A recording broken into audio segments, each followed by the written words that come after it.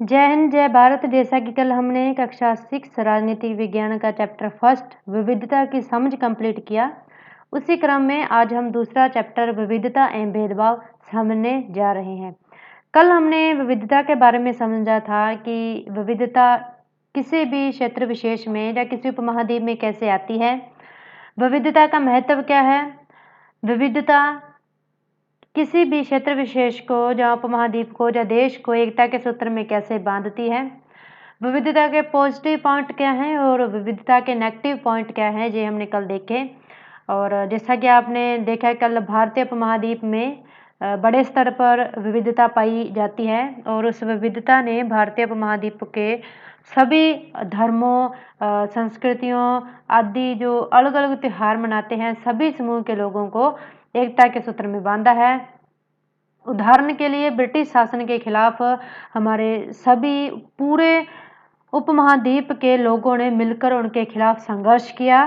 तो हमारे देश में उपमहाद्वीप में जहाँ हमारे देश में विविधता थी, लेकिन अंग्रेजों ने उस विविधता में फूट डालो राज करो की नीति अपनाने की कोशिश की, लेकिन हमारे देश के लोगों ने एक होकर एकता के सूत्र में बंधकर उनके खिलाफ संघर्ष किया और उन्हें अपने ऊपर से शासन करने से हटाया। इसी क्रम में अगला चैप्टर दिया हुआ है विविधता एवं भेदभाव। अब वो एक पॉजिटिव पॉइंट था उसका कि विविधता किसी भी उपमहाद्वीप को एकता के सूत्र में बांधती है। दूसरा है कि विविधता एवं भेदभाव, अब विविधता किसी भी उपमहाद्वीप में है तो वहाँ नेगेटिव पॉइंट भी होते हैं, उससे भेदभाव भी होता है और आज हम इसी क्रम में चैप्टर को समझने जा रहे हैं।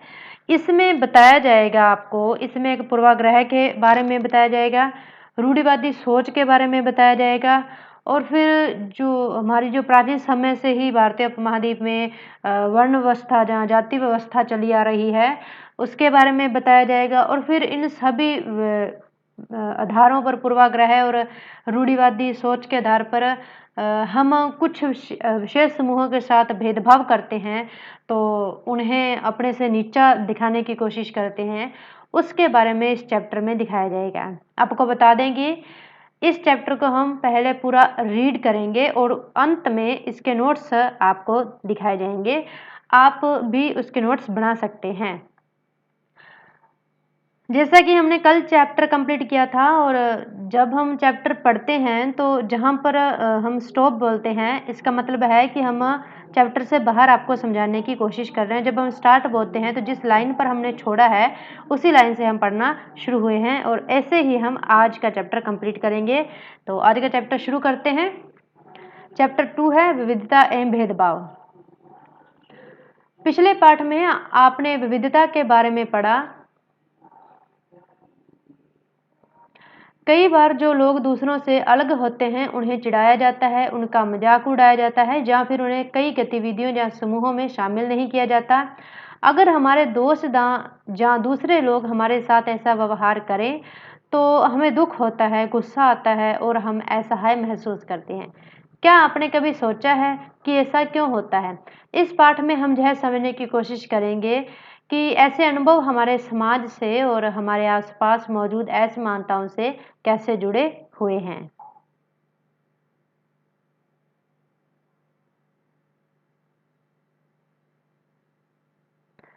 हम क्या हैं और हम कैसे हैं, यह कई चीज़ों पर निर्भर करता है। हम कैसे रहते हैं, कौन सी भाषाएं बोलते हैं, क्या खाते हैं, क्या पहनते हैं, कौन से खेल खेलते हैं और कौन से उत्सव मनाते हैं, इन सब पर हमारे रहने की जगह के भूगोल और उसके इतिहास का असर पड़ता है। स्टॉप।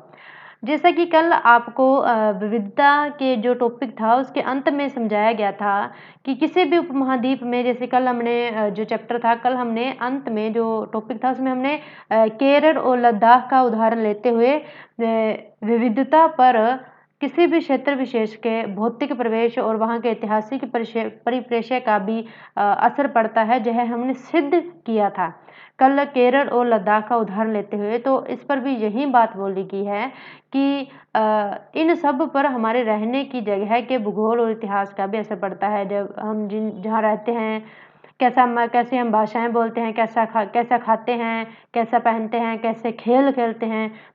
यहाँ इन सब पर, हमारी इन सभी गतिविधियों पर, हमारे जिस क्षेत्र विशेष में हम रहते हैं वहाँ के भूगोल और वहाँ के इतिहास का भी प्रभाव पड़ता है। स्टार्ट। अगर आप संक्षेप में ही निम्नलिखित बिंदुओं पर ध्यान दें तो भी यह अंदाजा लग जाएगा कि भारत कितनी विविधताओं वाला देश है। संसार में 8 मुख्य धर्म हैं। भारत में उन 8 धर्मों के अनुयायी यानी मानने वाले रहते हैं, जहां 1600 से ज्यादा भाषाएं बोली जाती हैं, जो लोगों की मातृभाषाएं हैं, जहां 100 से भी ज्यादा तरह के नृत्य किए जाते हैं। यह विविधता हमेशा खुश रहने के कारण नहीं बनती।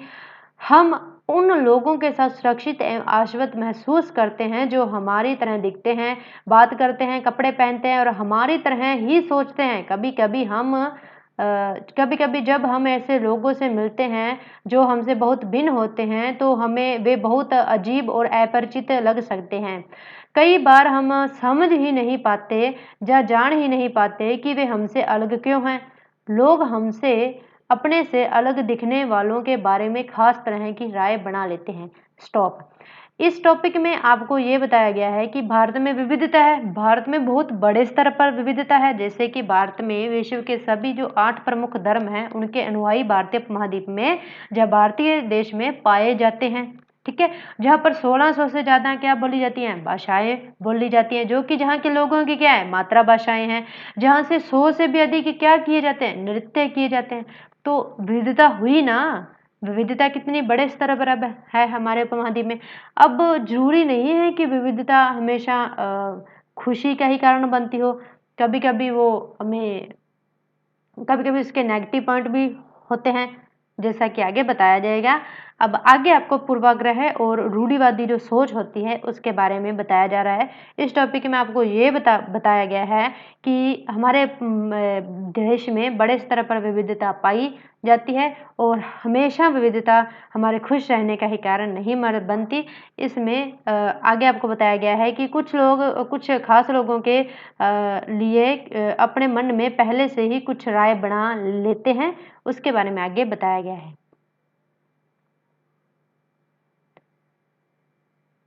पूर्वाग्रह यानी हम किसी के भी बारे में पहले से सोच लेना भी, वो तो ऐसा ही आदमी है, जैसा ही व्यक्ति है, उसमें चेंज हो ही नहीं सकता।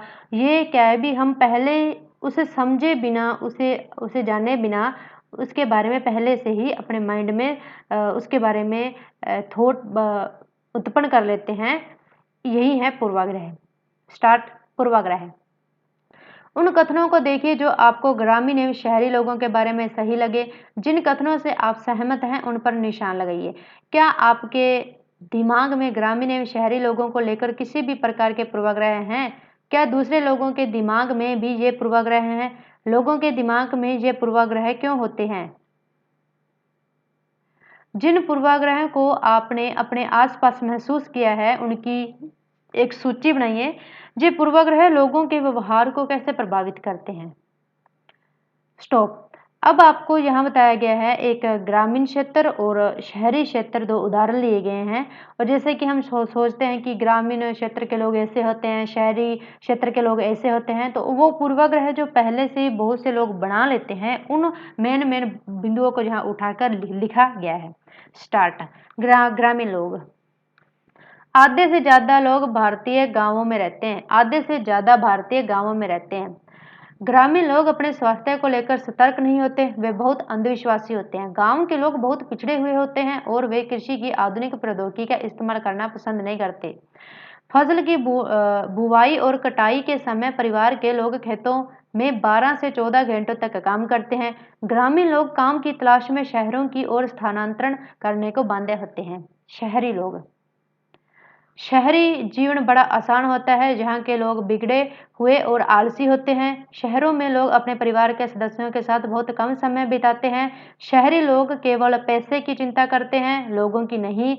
शहरी लोगों पर भरोसा नहीं किया जा सकता, वे चालाक और भ्रष्ट होते हैं। शहरों में रहना बहुत महंगा पड़ता है, लोगों की कमाई का एक बड़ा हिस्सा किराए और आने जाने में खर्च हो जाता है। स्टॉप। अब जहाँ पर आपको शहरी और ग्रामीण क्षेत्रों के बारे में जो पूर्वाग्रह हम आमतौर पर बनाते हैं उनके बारे में बताया गया है। स्टार्ट। इनमें से कुछ कथन ग्रामीण लोगों को अज्ञानी एवं अंधविश्वासी की तरह देखते हैं, जबकि शहर में रहने वाले लोगों को आलसी, चालाक एवं सिर्फ पैसे से सरोकार रखने वालों की तरह देखते हैं। जब हम किसी के बारे में पहले से कोई राय बना लेते हैं और उसे हम अपने दिमाग में बिठा लेते हैं तो उसे पूर्वाग्रह का रूप तो वह पूर्वाग्रह का रूप ले लेती है। ज्यादातर यह राय नकारात्मक होती है, जैसा कि कथनों में दिया गया है। लोगों को आलसी, चालाक, कंजूस मानना भी पूर्वाग्रह है। स्टॉप। अब इस पैराग्राफ में आपको पहले बताया गया कि पूर्वाग्रह होता क्या है, हम पूर्वाग्रह बनाते कैसे हैं, फिर आपको उदाहरण दिए गए ग्रामीण और शहरी क्षेत्र के बारे में, फिर आपको बताया गया कि पूर्वाग्रह क्या होता है, किसी के बारे में पहले से ही अपनी राय बनाकर अपने दिमाग में बिठा लेना, उसे कहते हैं पूर्वाग्रह। और ये आपको साथ में यह भी बताया गया है कि पूर्वाग्रह ज़्यादातर क्या होता है, नकारात्मक ही होता है। जैसे कि ग्रामीण और शहरी क्षेत्रों के बारे में, दोनों के बारे में बताया गया है कि जो ग्रामीण लोग होते हैं वो ज़्यादातर अंधविश्वासी होते हैं और जो शहरी लोग होते हैं वो ज़्यादातर आलसी होते हैं और वो अपने परिवार के साथ ज़्यादा समय नहीं बिताते। तो पूर्वाग्रह ज़्यादातर क्या होता है, नेगेटिव ही होता है। स्टार्ट। जब हम यह सोचने लगते हैं कि किसी काम को करने का कोई एक तरीका ही सबसे अच्छा और सही है, तो हम अक्सर दूसरों की इज्जत नहीं कर पाते जो उसी काम को दूसरी तरह से करना पसंद करते हैं। उदाहरण के लिए, अगर हम सोचें कि अंग्रेजी सबसे अच्छी भाषा है और दूसरी भाषाएं महत्वपूर्ण नहीं है, तो हम अन्य भाषाओं का बहुत नकारात्मक रूप से देखेंगे। परिणामस्वरूप हम उन लोगों की शायद इज्जत नहीं कर पाएंगे जो अंग्रेजी के अलावा अन्य भाषाएं बोलते हैं। हम कई चीज़ों के बारे में पूर्वाग्रही हो सकते हैं। लोगों के धार्मिक विश्वास, उनकी चमड़ी का रंग, जिस क्षेत्र में वे आते हैं, जिस तरह से वे बोलते हैं, जैसे कपड़े वे पहनते हैं इत्यादि।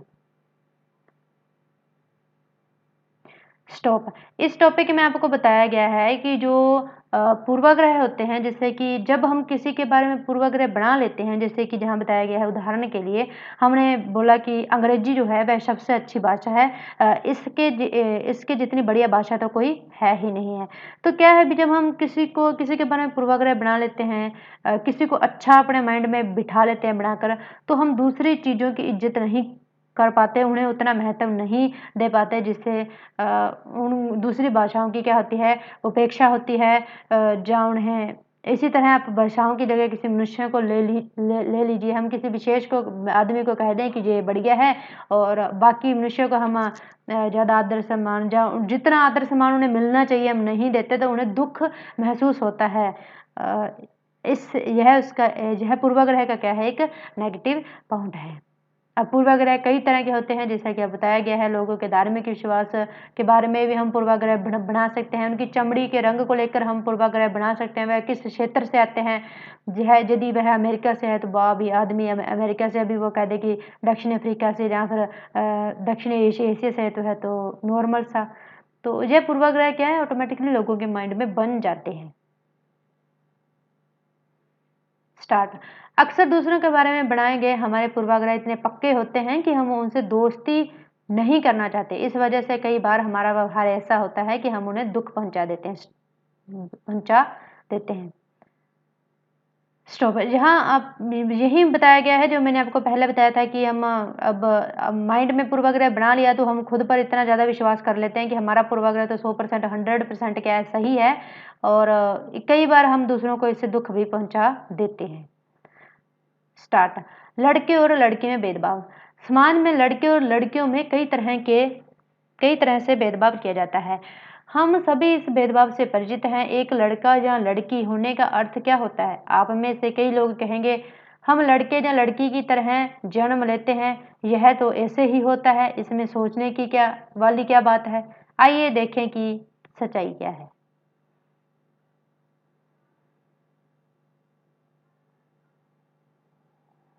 स्टॉप। जहाँ पर आपको विकलांग आदमियों के बारे में दिखाया गया है, लोग तरह तरह की बातें करते हैं।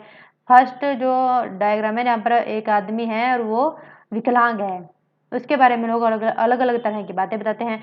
दूसरे में तुम दूसरों से कितनी अलग दिखती हो, वो जो पीछे हैं वो उसका मजाक उड़ा रहे हैं क्योंकि लड़की क्या है, विकलांग है। आगे क्या है कि क्या उसका दिमाग सही है, अब इसकी टांगे खराब जो विकलांग है, इसकी टांगे लड़खड़ाती हैं तो लोगों को लगता है कि इसका दिमाग भी क्या है, लड़खड़ाता है। तो जो है क्या है, उनके बारे में पूर्वाग्रह बनाए हुए हैं। स्टार्ट। ऊपर के चित्रों में जो बच्चे हैं उन्हें अब पहले विकलांग कहा जाता था। इस शब्द को बदलकर आज उनके लिए जो शब्द प्रयोग किए जाते हैं वे हैं खास जरूरतों वाले बच्चे। उनके बारे में लोगों के पूर्वाग्रहों को जहां बड़े अक्षरों में दिया गया है, साथ में उनकी अपनी भावनाएं और विचार भी दिए गए हैं। ये बच्चे अपने से जुड़ी रूढ़िगत धारणाओं के बारे में क्या कह रहे हैं और क्यों, इस पर चर्चा कीजिए। यानी स्टॉप, यानी मैंने आपको बताया है कि जो थोड़ा सा शारीरिक रूप से कमजोर हो या फिर मानसिक रूप से कमजोर हो, तो उनके बारे में हम ऑटोमेटिकली भावनाएं अपने माइंड में पूर्वाग्रह बना लेते हैं। तो यही आपको यहाँ बताया गया है। स्टार्ट। अगर हम इस कथन को लें कि वे रोते नहीं, तो आप देखेंगे कि यह गुण आमतौर पर लड़कों या पुरुषों के साथ जोड़ा जाता है। बचपन में जब लड़कों को गिर जाने पर चोट लग जाती है तो माता पिता या परिवार के अन्य सदस्य अक्सर यह कहकर चुप कराते हैं कि रो मत, तुम तो लड़के हो। लड़के बहादुर होते हैं, रोते नहीं है। जैसे जैसे बच्चे बड़े होते जाते हैं वे यह विश्वास करने लगते हैं कि लड़के रोते नहीं हैं। यहाँ तक कि अगर किसी लड़के को रोना आए भी तो वह अपने आप को रोक लेता है। लड़का यह मानता है कि रोना कमजोरी की निशानी है। हालांकि लड़कों और लड़कियों दोनों का कभी कभी रोने का मन करता है, खासकर जब उन्हें गुस्सा आए या दर्द हो। लेकिन बड़े होने तक लड़के सीख जाते हैं या अपने आप को सिखा लेते हैं कि रोना नहीं है। अगर एक बड़ा लड़का रोए तो उसे लगता है कि दूसरे उसे चिढ़ाएंगे या उसका मजाक उड़ाएंगे, इसलिए वह दूसरों के सामने रोने से अपने आप को रोक लेता है। हम लगातार यह सुनते रहते हैं कि लड़के ऐसे होते हैं और लड़कियां ऐसी होती हैं। समाज की इन मान्यताओं को हम बिना सोचे समझे मान लेते हैं। हम विश्वास कर लेते हैं कि हमारा व्यवहार इनके अनुसार ही होना चाहिए। हम सभी लड़कों और लड़कियों को उसी छवि के अनुरूप देखना चाहते हैं। स्टॉप। अब इस पैराग्राफ में आपको लड़के और लड़कियों में भेदभाव कैसे किया जाता है इसके बारे में विस्तार से समझाया गया है।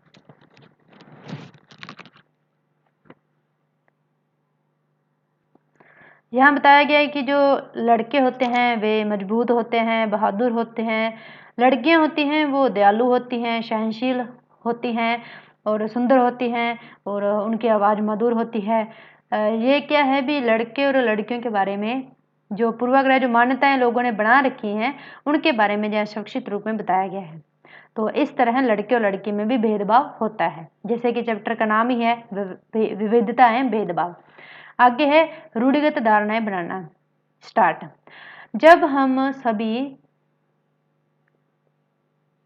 जब हम सभी लोगों को एक ही छवि में बांध देते हैं या उनके बारे में पक्की धारणा बना लेते हैं तो उसे रूढ़िवादी धारणा कहते हैं। कई बार हम किसी खास देश, धर्म, लिंग के लोगों के कारण किसी को कंजूस, अपराधी या बेवकूफ ठहराते हैं। ऐसा दरअसल उनके बारे में मन में एक पक्की धारणा बना लेने के कारण होता है। हर देश, धर्म आदि में हमें कंजूस, अपराधी, बेवकूफ लोग मिल ही जाते हैं, सिर्फ इसलिए कि कुछ लोग उस समूह में वैसे हैं। पूरे समूह के बारे में ऐसी राय बनाना वाजिब नहीं है। इस प्रकार की धारणाएं हमें प्रत्येक इंसान को एक अनोखे और अलग व्यक्ति की तरह देखने से रोक देती है। हम नहीं देख पाते कि उस व्यक्ति के अपने कुछ खास गुण और क्षमताएं हैं जो दूसरों से अलग हैं। रूढ़िबद्ध धारणाएं बड़ी संख्या में लोगों को एक ही प्रकार के सांचे में जड़ देती हैं, जिसे माना जाता है कि हवाई जहाज उड़ाने का काम लड़कियां नहीं कर सकती। इन धारणाओं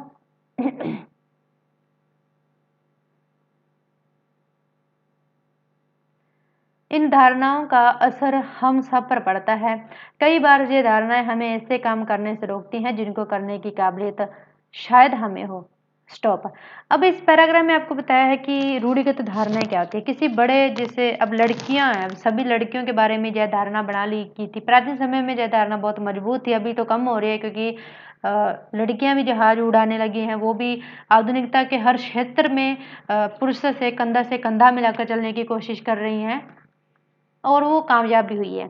तो पहले क्या होता था कि लड़कियों के बारे में यह सोच लिया जाता था भी उनके लिए यह धारणा, रूढ़िबद्ध धारणा बना ली जाती थी कि लड़कियां जहाज नहीं उड़ा सकती। तो क्या आज लड़कियों ने जहाज नहीं उड़ाया? उड़ाया है ना। तो उनमें काबिलियत तो थी, लेकिन उनके बारे में रूढ़िबद्ध धारणा बना ली गई। इस कारण वो उसको नहीं कर पा रही थी। उस चीज़ को जो वो कर सकती थी, उसके अंदर करने की काबिलियत थी, उसे वो समाज उन रूढ़िगत धारणाओं के माध्यम से रोक रहा था वो चीज़ करने से, जो कि आज चेंज हुई है। आज शिक्षा का प्रसार हो रहा है धीरे-धीरे। हर परिवार, हर हर माँ-बाप जागरूक हो रहा है कि लड़के और लड़कियों में कोई भेदभाव नहीं है। यदि उचित शिक्षा बेटे को दी जा रही है, तो वहीं लड़की को मिले तो वह भी कंधे से कंधा मिलाकर आगे बढ़ेगी। अगला टॉपिक है असमानता भेदभाव। अब विविधता के आगे हम विविधता में देखते हैं कि पूर्वाग्रह बनता है। विविधता से क्या होता है? पूर्वाग्रह बनते हैं कई विशेष लोगों के बारे में। और आगे है रूढ़िगत धारणाएं बनती हैं। जैसे कि हम किसी को जो शारीरिक रूप से कमजोर है, उसके बारे में हम क्या बना लेते हैं? रूढ़िबद्ध धारणाएं बना लेते हैं। जब हम पूर्वाग्रह और रूढ़िबद्ध धारणाएं बना लेते हैं, तो उससे आगे क्या होता है? उससे आगे भेदभाव होता है। उससे आगे क्या होता है? भेदभाव होता है, असमानता होती है। अब असमानता विविधता का रूप नहीं है, बल्कि भेदभाव विविधता का रूप है। ये इस टॉपिक में क्लियर होगा। स्टार्ट। भेदभाव तब होता है जब लोग पूर्वाग्रहों या रूढ़िबद्ध धारणाओं के आधार पर व्यवहार करते हैं। अगर आप लोगों को नीचा दिखाने के लिए कुछ करते हैं, अगर आप उन्हें कुछ गतिविधियों में भाग लेने से रोकते हैं, किसी खास नौकरी को करने से रोकते हैं, या किसी मोहल्ले में रहने नहीं देते, एक ही कुएं या हैंडपंप से पानी नहीं लेने देते और दूसरों द्वारा इस्तेमाल किए जा रहे कप या गिलास में चाय नहीं पीने देते, तो इसका मतलब है कि आप उनके साथ क्या कर रहे हैं? भेदभाव कर रहे हैं। भेदभाव कई कारणों से हो सकता है। आप याद करें कि पिछले पाठ में समीर 1 और समीर 2 एक दूसरे से बहुत भिन्न थे। उदाहरण के लिए, उनका धर्म अलग था। यह विविधता के एक पहलू है, पर यह भेदभाव का कारण भी बन सकता है। ऐसा तब ऐसा तब होता है जब लोग अपने से भिन्न प्रथाओं और रिवाजों को निम्न कोटि का मानते हैं। दोनों समीरों में एक और अंतर उनकी आर्थिक पृष्ठभूमि का था। समीर 2 गरीब था, जैसा कि आपने पहले पढ़ा। यह अंतर विविधता का पहलू नहीं है। स्टॉप। जैसा कि मैंने आपको बताया कि आर्थिक स्थिति से कमजोर होना विविधता का पहलू नहीं है। यह प्राचीन समय से ही हमारी जाति प्रथा चली आ रही है, और उसी के कारण से आज एक बड़ा समूह आर्थिक स्थिति से क्या है? कमजोर है। स्टार्ट। यह तो असमानता है। बहुत लोगों के पास अपने खाने, कपड़े, घर की मूल जरूरतों को पूरा करने के लिए साधनों और पैसे नहीं होते हैं। इस कारण दफ्तरों, अस्पतालों, स्कूलों आदि में उनके साथ भेदभाव किया जाता है। कुछ लोगों को विविधता और असमानता पर आधारित दोनों ही तरह के भेदभाव का सामना करना पड़ता है। एक तो इस कारण कि वे उस समुदाय के सदस्य हैं जिनकी संस्कृति को मूल्यवान नहीं माना जाता। ऊपर से यदि वे गरीब हैं और उनके पास अपनी ज़रूरतों को पूरा करने के साधन नहीं, तो वे इस आधार पर भी भेदभाव किया जाता है।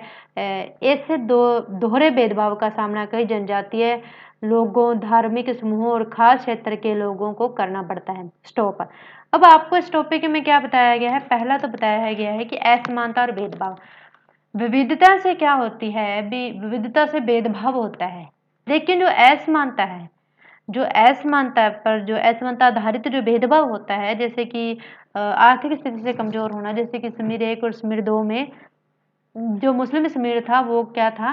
वो आर्थिक स्थिति से कमजोर था, लेकिन यह विविधता का पहलू नहीं है। तो यह बात बताई गई है एक तो यह, और दूसरी बात यह बताई गई है कि अब कई लोगों को क्या होता है भी, एक तो वो आर्थिक स्थिति से कमजोर है, इसलिए उनके साथ भेदभाव किया जाता है। दूसरा, वो जिसे हम रूढ़िगत धारणाएं या पूर्वाग्रह बना लेते हैं उनके बारे में कि इस जाति के लोग तो नीच हैं, अछूत हैं, उनके बारे में ऐसी भावना बना लेते हैं, तो एक उस वजह से भी उन्हें भेदभाव का शिकार होना पड़ता है। तो ऐसे दोहरे भेदभाव का उन्हें शिकार होना पड़ता है। और ऐसे हमारे भारतीय उपमहाद्वीप में तो ऐसे जनजातीय लोग काफ़ी हैं, धार्मिक समूह के भी काफ़ी ऐसे लोग आते हैं जो इस दोहरे भेदभाव के क्या हैं? शिकार हैं। इस पैराग्राफ में इतना ही बताया गया है। अगला है भेदभाव का सामना करने पर। स्टार्ट। अपनी आजीविका चलाने के लिए लोग अलग अलग तरह के काम करते हैं, जैसे पढ़ाना, बर्तन मांजना, मछली पकड़ना, बढ़ईगिरी, खेती, बुनाई इत्यादि।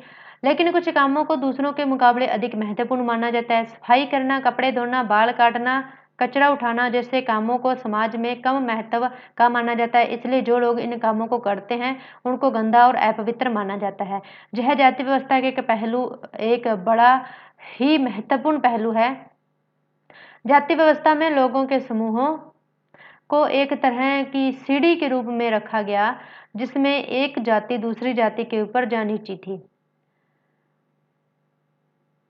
जिन्होंने अपने आप को इस पीढ़ी में सबसे ऊपर रखा, उन्होंने अपने को ऊंची जाति का और उत्कृष्ट कहा।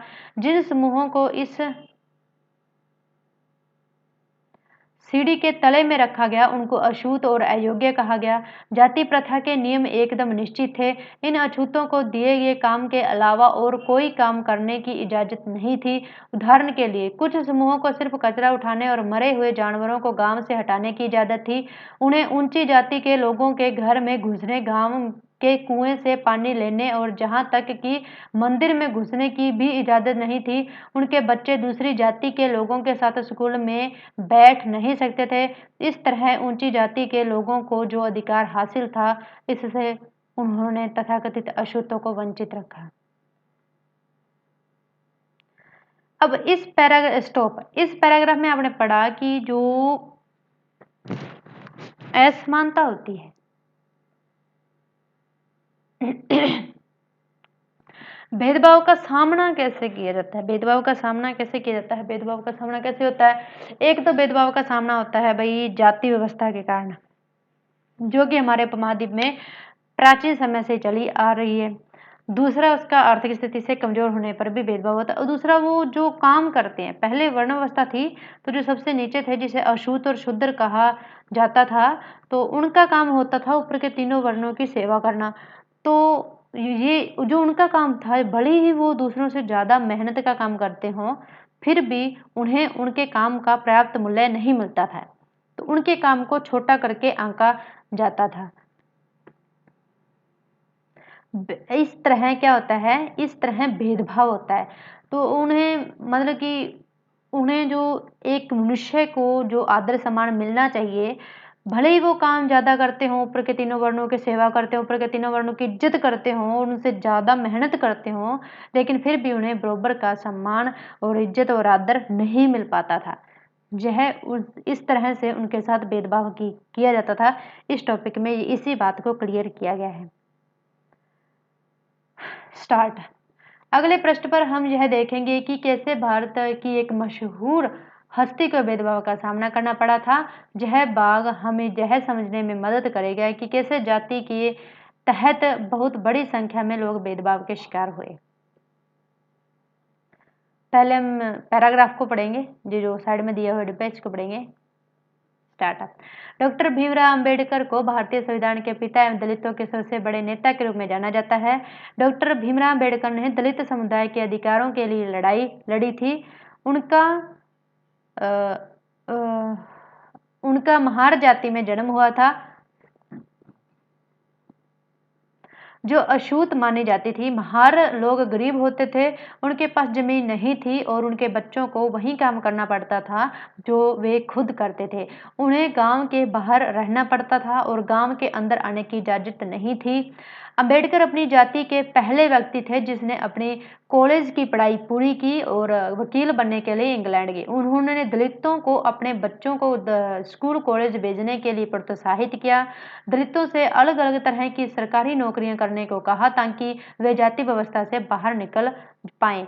दलितों के मंदिर में प्रवेश करने के लिए जो कई प्रयास किए जा रहे थे, उनका अंबेडकर ने नेतृत्व किया। उन्हें ऐसे धर्म की तलाश थी जो उनको सबको समान निगाह से देखे। जीवन में आगे चलकर उन्होंने धर्म परिवर्तन करके बौद्ध धर्म को अपनाया। उनका मानना था कि दलितों को जाति प्रथा के खिलाफ अवश्य लड़ना चाहिए और ऐसा समाज बनाने की तरफ काम करना चाहिए जिसमें सबकी इज्जत हो, न कि कुछ ही लोगों की। स्टॉप। अब इस टॉपिक में आपको भीमराव अंबेडकर की जीवनी के बारे में बताया गया है कि वो महार जाति में, जिसे कि बंबई प्रांत में एक अछूत जाति माना जाता था, और वह गरीब थे और उन्होंने आगे चलकर अछूत थे, गरीब थे, उन्होंने आगे चलकर कॉलेज की पढ़ाई पूरी की और फिर इंग्लैंड जाकर उन्होंने स्टडी कंप्लीट की और उसके बाद उन्होंने दलितों के साथ जो भेदभाव होता आ रहा था, जिस खानदान में वह रहे थे वह भी दलित समुदाय था, तो दलितों के अधिकारों के लिए उन्होंने लड़ाई लड़ी उसके बारे में और उनको प्रोत्साहित किया दलितों को कि आप भी अपने बच्चों को पढ़ाई लिखाएं और ऊंचे पदों पर पहुंचाएं ताकि उन्हें वो आदर और सम्मान मिल सके जो उन्हें अभी तक नहीं मिल रहा। इस पैराग्राफ में यही बताया गया है। आगे हम इधर पढ़ते हैं भारत के महान नेता डॉक्टर भीमराव अम्बेडकर। स्टॉप। अब यहाँ आपको एक कहानी दी गई है डॉक्टर भीमराव अम्बेडकर के बारे में। जब वे छोटे थे, 9 साल के थे, उनके बारे में, तो उन्हें किस तरह भेदभाव करना, उनके साथ किस तरह भेदभाव हो रहा था उसके बारे में एक छोटी सी कहानी जहाँ दी गई है, जिसे हम विस्तार से समझेंगे और फिर उसका सारांश को समझने का प्रयास करेंगे। स्टार्ट। भारत के एक महान नेता डॉक्टर भीमराव अम्बेडकर ने जाति व्यवस्था पर आधारित भेदभाव के अपने अनुभवों के बारे में लिखा है। यह अनुभव उनको 1901 में हुआ था, जब वे केवल 9 साल के थे। वे महाराष्ट्र में कोरेगांव में अपने भाइयों के साथ पिता से मिलने गए थे। बड़ी देर हमने इंतजार किया पर कोई नहीं आया। 1 घंटा बीत गया तो स्टेशन मास्टर पूछने आ गए। उन्होंने हमसे हमारे टिकट मांगे तो हमने दिखा दिए। उन्होंने पूछा कि हम वहाँ क्यों रुके हुए थे। हमने बताया कि हमें कोरेगांव जाना था और हम पिताजी जहाँ उनके नौकर के आने का इंतजार कर रहे थे, लेकिन दोनों में से कोई भी नहीं पहुँच पाया था और हमें पता नहीं था कि कोरेगांव कैसे पहुँचते हैं। हमने बहुत अच्छे कपड़े पहन रखे थे। हमारे कपड़ों और बोली से कोई भी यह अंदाजा नहीं लगा सकता था कि हम अछूतों के बच्चे थे। निश्चय ही स्टेशन मास्टर को यह लगा कि हम ब्राह्मण बच्चे हैं और वे हमारी मुश्किल को देखकर बड़े परेशान हुए, जैसा कि हिंदुओं में होता ही है। स्टेशन मास्टर ने हमसे पूछा कि हम कौन हैं। बिना एक पल भी सोचे मैंने मुंह से निकल गया कि हम महार हैं। बम्बई प्रांत में महार समुदाय को अछूत माना जाता था। उनको एकदम से धक्का लगा, वे भौचक्के रह गए। उनके चेहरे पर अचानक परिवर्तन हुआ। हमने देख लिया कि एक अजीब सी घृणा की भावना उन पर हावी हो गई थी। उन्होंने जैसे ही मेरा जवाब सुना, वे अपने कमरे में वापस चले गए और हम वहीं के वहीं खड़े रह गए। 15-20 मिनट बीत गए। सूरज बिल्कुल छिप गया था। पिताजी आए नहीं थे और न ही उनका नौकर, और अब स्टेशन मास्टर भी हमें छोड़कर चले गए थे।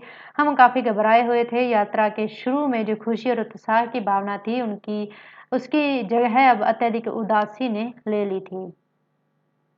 आधे घंटे के बाद स्टेशन मास्टर लौट कर आए तो पूछा कि हम क्या करने की सोच रहे हैं। हमने कहा कि अगर हमें किराए पर एक बैलगाड़ी मिल जाती तो हम कोरेगांव जा सकते थे। अगर कोरेगांव ज़्यादा दूर नहीं हो तो हम फौरन निकलना चाहते थे। वहाँ किराए पर कई बैलगाड़ियाँ चल रही थी, लेकिन मैंने स्टेशन मास्टर को जो जवाब दिया था कि हम महार हैं, उनका पता सबको चल गया था। कोई भी गाड़ीवान अछूत वर्ग की सवारी को ले जाकर अपने आप को गंदा और नीचा नहीं बनाना चाहता था। हम दोगुना किराया देने को तैयार थे, पर हमें एहसास हुआ कि बात पैसे से नहीं बन सकती थी। स्टेशन मास्टर, जो हमारे लिए गाड़ी वालों से मोल तोल कर रहे थे, चुपचाप खड़े हो गए। समझ नहीं आ रहा था कि क्या करें।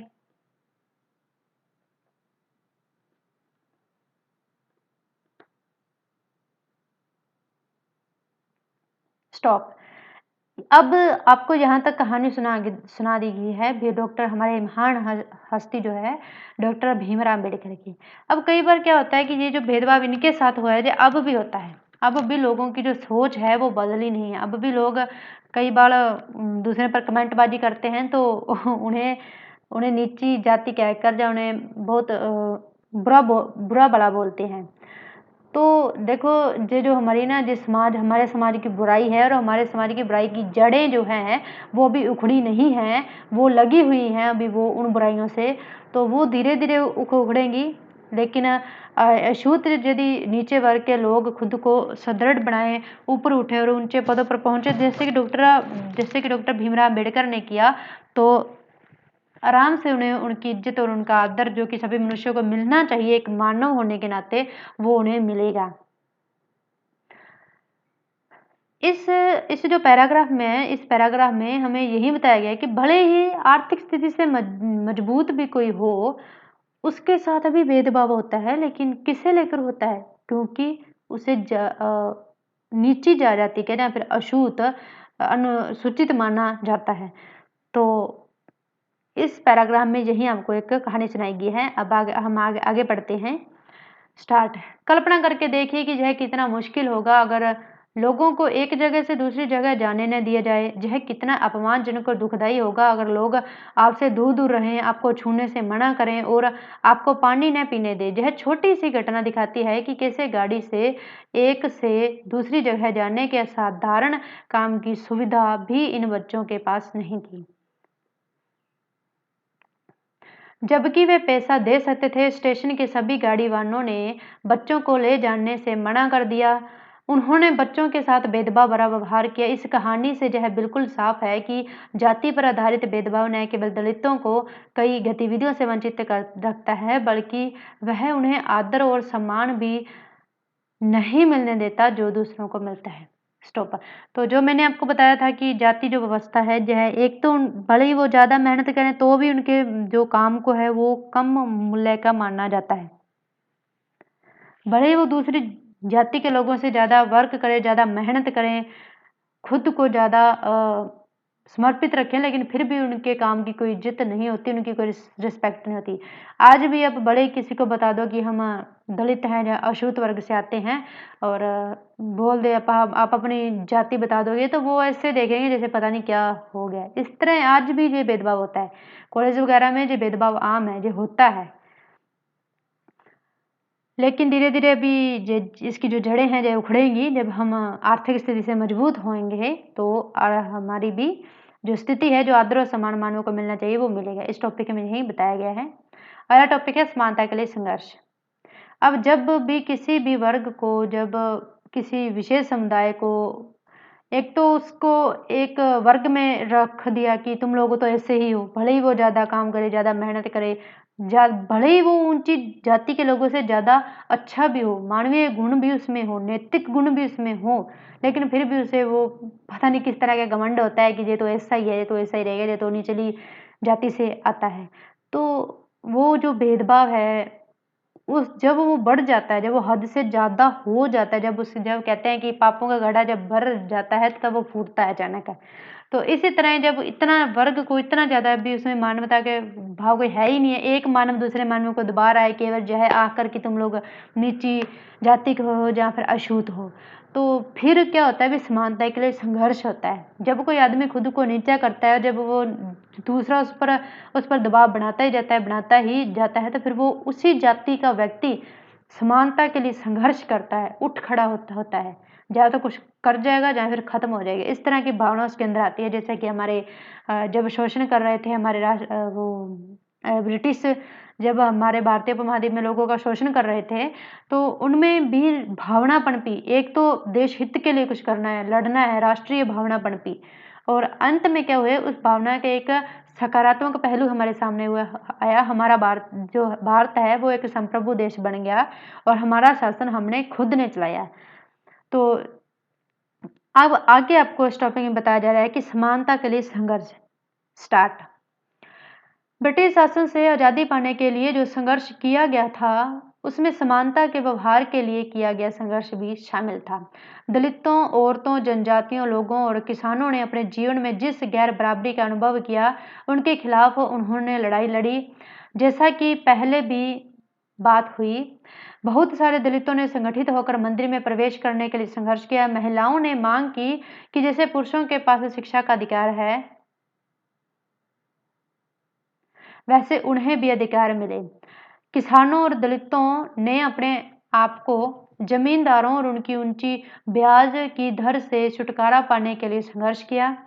1947 में भारत जब आज़ाद हुआ और एक राष्ट्र बना, तो हमारे नेताओं ने समाज में व्याप्त कई तरह की असमानता पर विचार किया। संविधान को लिखने वाले लोग भी इस बात से अवगत थे कि हमारे समाज में कैसे भेदभाव किया जाता है और लोगों ने उनके खिलाफ किस तरह संघर्ष किया है।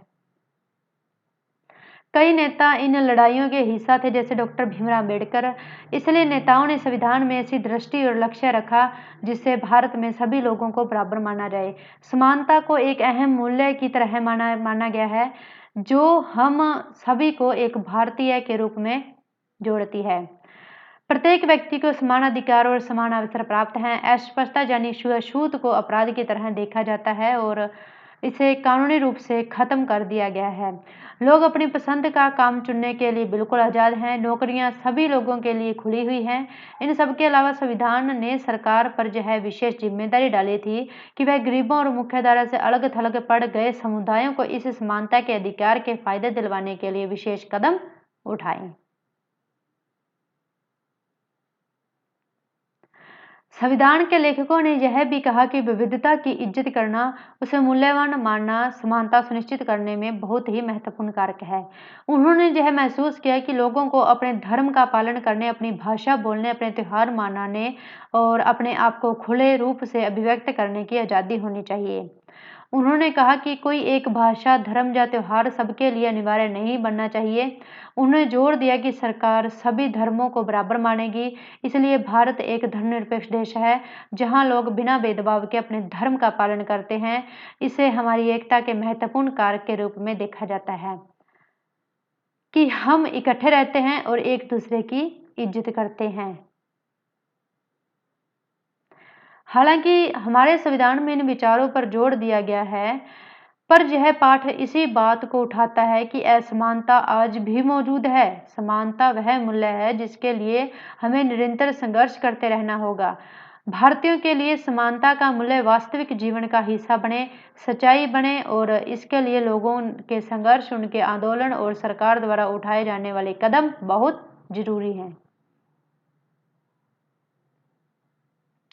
इसी के साथ हमारा जो चैप्टर कंप्लीट होता है। एंडिंग जो था पॉइंट समानता के लिए संघर्ष, इसमें आपको यह बताया गया है कि कैसे हमारे जो जब ब्रिटिश लोगों के खिलाफ, जब ब्रिटिश शासन के खिलाफ हमारे भारतीय उपमहाद्वीप के अलग अलग विविधता वाले उपमहाद्वीप के अलग अलग क्षेत्रों से लोगों ने संघर्ष किया, उठ खड़े हुए अपनी आज़ादी के लिए, अपने स्वशासन के लिए उठ खड़े हुए, तो उसमें केवल वही वर्ग शामिल नहीं था, केवल विविधता का पहलू ही शामिल नहीं था। उसमें जो हमारे उपमहाद्वीप में जो दबे कुचले वर्ग के लोग थे, जैसे स्त्रियां थी, जैसे कि शारीरिक रूप से उन्हें कमजोर आंका जाता था, उन्हें बहुत से वर्गों से उन्हें अलग थलग रखा जाता था। और दूसरा, जिन लोगों को अछूत या छुआछूत का जिनके साथ की जाती, जिन्हें अस्पृश्यता उनके साथ की जाती थी, जो उन्हें अपवित्र माना जाता था, उन लोगों ने भी समानता के लिए संघर्ष किया।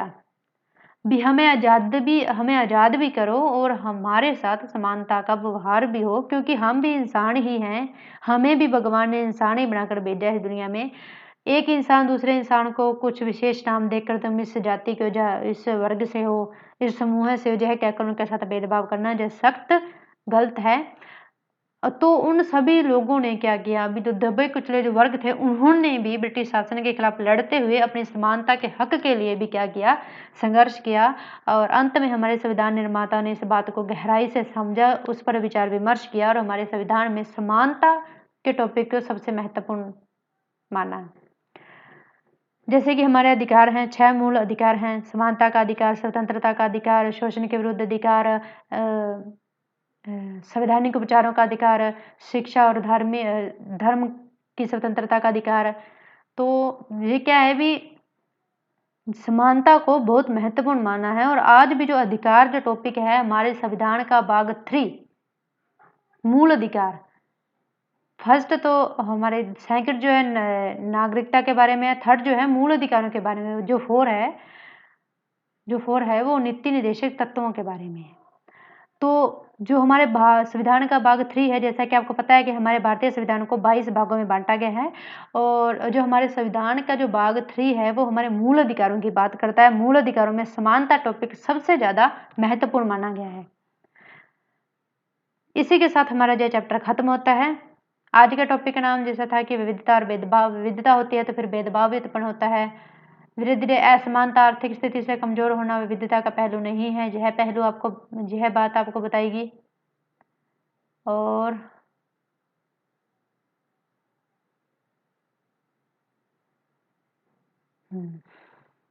इसी के साथ हमारा ये चैप्टर खत्म होता है। आशा है कि जैसे मैंने आपको हर टॉपिक को पढ़कर एक-एक लाइन उसकी पढ़कर उसका सारांश अंत में समझाने की कोशिश की है, आपको समझ में आया होगा। अब हम इसके नोट्स पर जाते हैं। ये हमारे नोट्स हैं, आप इसे उतार भी सकते हैं अपनी कॉपी पर। आपको उतारने चाहिए, यदि आप सीरियस मूड में तैयारी कर रहे हैं तो आपको ये उतारने चाहिए। कक्षा 6 चैप्टर 2 विविधताएं भेदभाव। पहला पॉइंट है, हम कैसे रहते हैं, कौन सी भाषा बोलते हैं, क्या खाते हैं, क्या पहनते हैं, इन सब पर हमारे रहने की जगह के भूगोल और इतिहास का असर पड़ता है।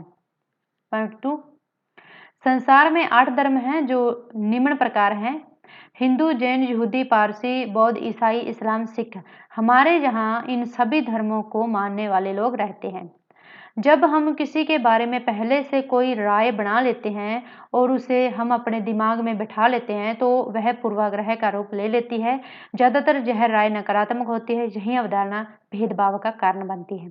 इसमें आपको वहीं विविधता है तो पूर्वाग्रह भी होगा, और पूर्वाग्रह है तो वहाँ पर भेदभाव भी होगा। और आपको पता है कि जो पूर्वाग्रह होते हैं वो ज़्यादातर क्या होते हैं, नेगेटिव ही होते हैं, नकारात्मक ही होते हैं। रूढ़िवादी धारणा बनाना, जब हम सभी लोगों को एक ही छवि में बांध देते हैं या उनके बारे में पक्की धारणा बना लेते हैं तो उसे रूढ़िबद्ध धारणा कहते हैं। हर देश, धर्म आदि में हमें कंजूस, अपराधी, बेवकूफ़ लोग मिल ही जाते हैं, फिर भी हम उनके बारे में धारणा बना लेते हैं कि उस जाति या स्थान के लोग ऐसे हैं। पूरे समूह के बारे में ऐसी अवधारणा बनाना सही नहीं है। इस तरह की अवधारणाएं हमें प्रत्येक व्यक्ति को एक अनोखे एवं अलग तरीके से देखने से रोक देती है। हम नहीं देख पाते कि उस व्यक्ति के अपने कुछ गुण और खास क्षमताएं हैं जो दूसरों से अलग हैं।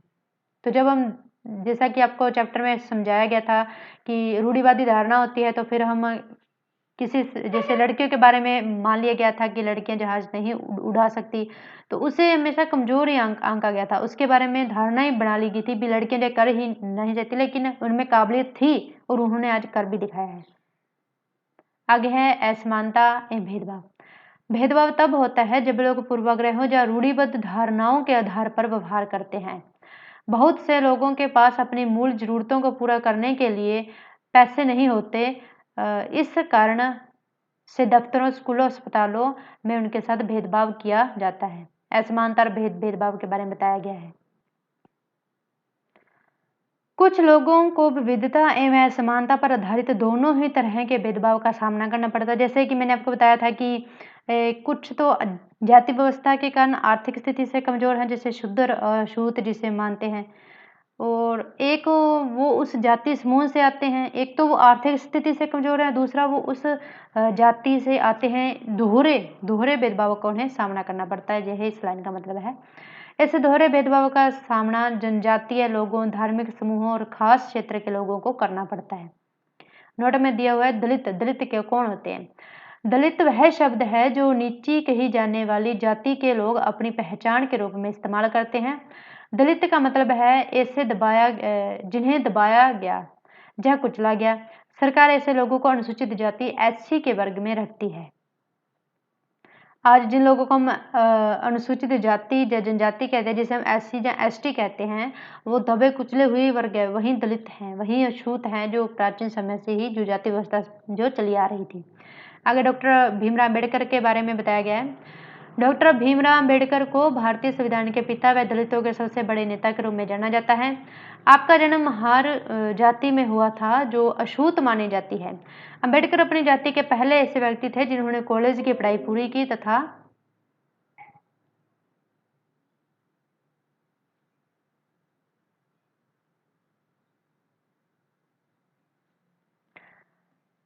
अंबेडकर अपनी जाति के पहले ऐसे व्यक्ति थे जिन्होंने कॉलेज की पढ़ाई पूरी की तथा वकील बनने के लिए इंग्लैंड गए थे। इन्होंने दलितों को अलग अलग सरकारी नौकरियां करने को कहा ताकि वे जाति व्यवस्था से बाहर आ सकें। दलितों के मंदिर में प्रवेश को लेकर भी इन्होंने बहुत प्रयास किए। इनको एक ऐसे धर्म की खोज थी जो सबको समान निगाह से देखे और जीवन में आगे चलकर 14 अक्टूबर 1956 को उन्होंने बौद्ध धर्म को अपना लिया। तो आशा है कि आपको चैप्टर बहुत अच्छे से समझ आया होगा। आपको हर पैराग्राफ पीडीएफ का हर पैराग्राफ पढ़कर उसका सारांश समझाया गया है और अंत में आपको नोट्स भी दिए गए हैं। अब आप पर डिपेंड करता है कि आप इन्हें रीड करते हैं या नहीं। किसी भी टॉपिक को समझने या उसको क्लियर करने के लिए पहले उसे सुनना, फिर देखना और फिर लिखना और फिर रीड करना, जो 4 पॉइंट ही होते हैं। इसको आप लोगों ने कर लिया, जैसे कि हमने आपको दिखाया, आपको सामने पीडीएफ पर दिख रहा है, आपको स्क्रीन पर दिख रहा है। फिर हमने आपको बोलकर सुनाया, आप सुन रहे हैं। और तीसरा, आप जब लिखोगे नोट्स तो आपको समझ आएगा और जब आप रीड करोगे तो आपका ये टॉपिक क्लियर हो जाएंगे। हम बेसिक से उठ रहे हैं और धीरे धीरे आगे बढ़ रहे हैं। आप अपने आधार को मजबूत बना लोगे तो आप बड़ी बड़ी चीज़ों को भी आसानी से कैच करना सीख जाओगे। इसी के साथ आज का हमारा ये चैप्टर खत्म होता है। हमने आपको एमसीक्यू के बारे में बोला था कि एमसीक्यू भी आपसे पूछे जाएंगे। जो थोड़े छोटे चैप्टर हैं इसलिए इसमें ज़्यादा एमसीक्यू नहीं पूछे जा रहे हैं। इसमें एमसीक्यू बन सकते हैं कि पूर्वाग्रह क्या होते हैं, दलित शब्द किनके लिए यूज किया जाता है, रूढ़िबद्ध धारणा क्या होती है, किसी भी देश की विविधता का महत्व क्या है, किसी भी देश की क्षेत्र विशेष की विविधता, किसी भी क्षेत्र विशेष की विविधता पर वहाँ के भौतिक परिवेश तथा ऐतिहासिक परिप्रेक्ष्य में उसका प्रभाव बताइए, विस्तार से बताइए। ये बड़ा प्रश्न बन सकता है।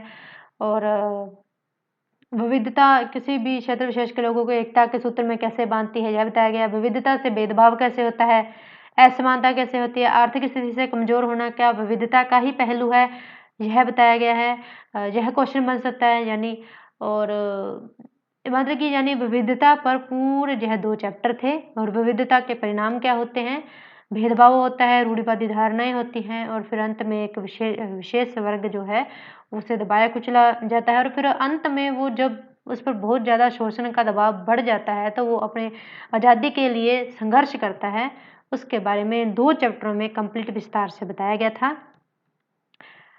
चैप्टर खत्म होता है। इसी के साथ जय हिंद, जय भारत।